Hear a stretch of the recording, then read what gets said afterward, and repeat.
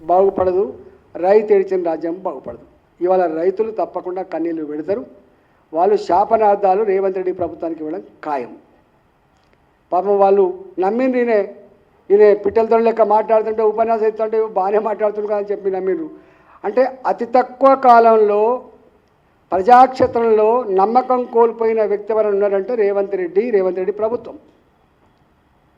వాళ్ళ యావంతా వాళ్ళ ధ్యాస అంతా వేరే దాని మీద ఉన్నది. మొత్తం ఆగమాగం ఉన్నారు. ఒక్క వర్గం కాదు, ఎవరిని కదిలించినా కూడా ఏడిపోయి ఉన్నది.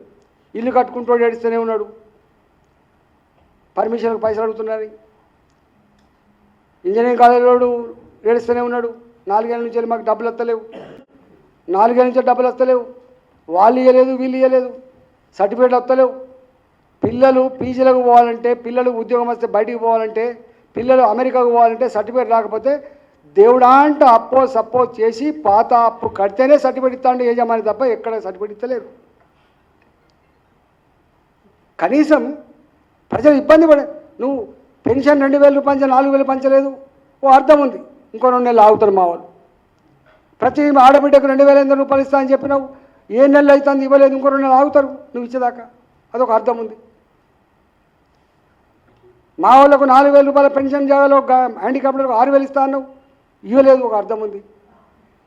కానీ చదువుకున్న పిల్లలకు కోర్స్ అయిపోయిన తర్వాత సర్టిఫికెట్లు రాకపోతే పీజీలు ఎట్లా జాయిన్ అవుతారు, బయట దేశాలకు ఎట్లా పోతారు, ఉద్యోగానికి ఎట్లా పోతారు, ఆ సోయని ఉండాలి కదా నీకు.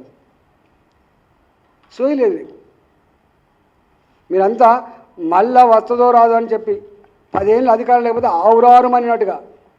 ఆవురారుమన్నట్టుగా ఎక్కడో అక్కడ దండుకుంటుండు తప్ప ప్రజలు ఏమైపోతున్నారు, ప్రజల జీవితం ఏమైపోతుంది, మనం ఇచ్చిన మేనిఫెస్టో అదొక భగవద్గీతతో సమానం కదా అనేటువంటి భావం లేదు.